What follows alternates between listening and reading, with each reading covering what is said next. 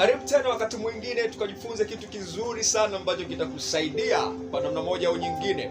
Leo tutakuwa tuna somo ambalo linasema namna ambavyo mahusiano yanaweza yakasababisha ukapoteza watu muhimu kwenye maisha yako. Namna ambavyo mahusiano yanaweza yakasababisha ukapoteza watu muhimu kwenye maisha yako. Unajua kuna watu ambao kila wakikutana na mtu, kila mtu anayekutana naye wanaona ufahari wa kuanzisha mahusiano yao. Wako watu ambao kila mtu anayekutana naye wanaona ufahari wa kuanzisha mahusiano yao. Sasa unaweza ukawa mdada au mkaka, unaporuhusu kuingia kwenye mahusiano na mtu ambaye sio sahihi, mara nyingi utapoteza watu sahihi kwenye maisha yako. Kwa hiyo unaporuhusu kuanza mahusiano na watu ambao sio sahihi, kwanza watakusababishia kuwa na wakati mgumu kwenye maisha yako, lakini pili, wewe mwenyewe utapoteza mwelekeo wa maisha. Sasa mara nyingi tunaweza kutamani kuingia kwenye mahusiano hasa baada ya kukutana na watu ambao tunaona labda ni sahihi kwa ajili ya maisha yetu. Unaweza kukutana na mtu ambaye ana sifa ambazo unazihitaji, labda ni mkaka au mdada. Unakuta kila ukikutana naye huyo mtu anaweza kukwambia unajua leo nguo ulioivaa ungevaa na suruali fulani ungependeza. Au unakuta huyo mtu kila ikifika muda wa kula, labda anakuuliza umekula rafiki yangu, au anakwambia bwana leo utakula nini. Lakini wakati mwingine unaweza kukutana na mtu ambaye anajali sana kupita kawaida.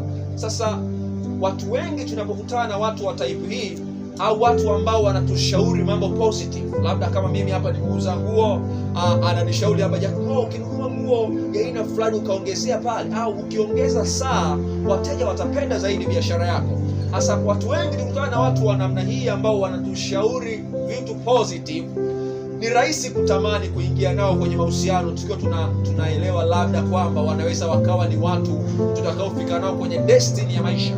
Lakini mahusiano yamekuwa ni kitu kati ya kitu ambacho kinasababisha watu kupoteza watu ambao ni wa muhimu sana kwenye maisha yetu ya kila siku. Sasa wakati unaweza ukakutana na mtu ambaye mtu huyo ni charming sana. Mtu huyo ni mtu ambaye muda mwingi anakuchekesha na kufanya unakuwa na furaha. Kwa unahisi labda nikiingia kwenye mahusiano na huyo mtu maisha yangu yatabadilika, lakini sio sahihi wala sio kweli kitu kama hicho. Hasa kuna kitu kizuri ambacho ukikielewa kitakusaidia kwenye maisha. Note hichi kitu, inasema sio kila mtu sahihi ni sahihi kwa ajili yako. Si kila mtu sahihi ni sahihi kwa ajili yako. Kuna watu wengine ni sahihi kwa ajili ya mtu mwingine. Anaweza akawa ni sahihi lakini sio kwa ajili yako, ila akamfaa mtu mwingine.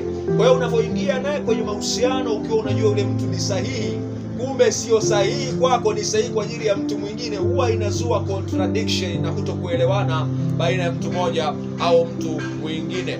Sasa kwa namna moja au namna nyingine unaweza ukajikuta umepoteza watu wengi wenye thamani, kwa sababu watu wengi wanapoingia kwenye mahusiano, ikitokea changamoto yoyote, mara nyingi huwa lazima wataachana, na huwa hawaachani kwa uzuri. Sasa kwa mfano, huyo mtu labda alikuwa anakushauri vitu positive, huyo mtu alikuwa anakuombea ufanikiwe kwenye maisha ya kila siku, huyo mtu alikuwa ni mtu wa faraja kwako. Sasa unapoingia kwenye mahusiano na kila mtu unatamani kuingia naye kwenye mahusiano, mara nyingi mnapoachana sasa kwenye yale mahusiano huwa mnaachana vibaya, kiasi ambacho hauwezi hata ukapokea simu ya mtu fulani. Akikupigia simu huwezi ukapokea, hautamani hata kuongea naye. Lakini ukiangalia huyo mtu labda angekusaidia kwenye vitu fulani kwenye maisha. Kwa hiyo chunga sana, usitamani kuingia kwenye mahusiano na kila mtu. Watu wengine wapo kwa ajili ya kukusaidia wewe kutoka hatua moja kwenda hatua nyingine. Kuna watu ambao Mungu ameweka karibu na wewe, labda ni mtu wa jinsia tofauti. Mungu amemweka karibu na wewe ili tu akusaidie kutoka hatua moja kwenda hatua nyingine. Lakini kwa sababu sisi ni vijana au ni watu ambao tumezoea kuingia kwenye mahusiano tofauti, ukimwona tu mdada labda ni mrembo anakushauri vitu positive, unaanza kutamani kuingia kwenye mahusiano. Kushauri, chunga sana, usitamani kuingia kwenye mahusiano.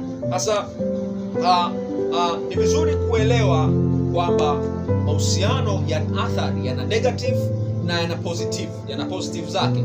Kwa hiyo usipoelewa positive zilizopo kwenye mahusiano na negative zilizopo kwenye mahusiano, itakuwa ni rahisi tu kutamani kuingia kwenye mahusiano. Kwa hiyo nakushauri ndugu yangu, chunga sana, usitamani kuingia kwenye mahusiano, utapoteza watu wa thamani sana. Asante, ninakukaribia tena wakati mwingine. Karibu tena, tuendelee kujifunza. Kila siku tutakuwa tunaposti video zetu kwenye YouTube channel. Asante, karibu sana na kutakia wakati mwema.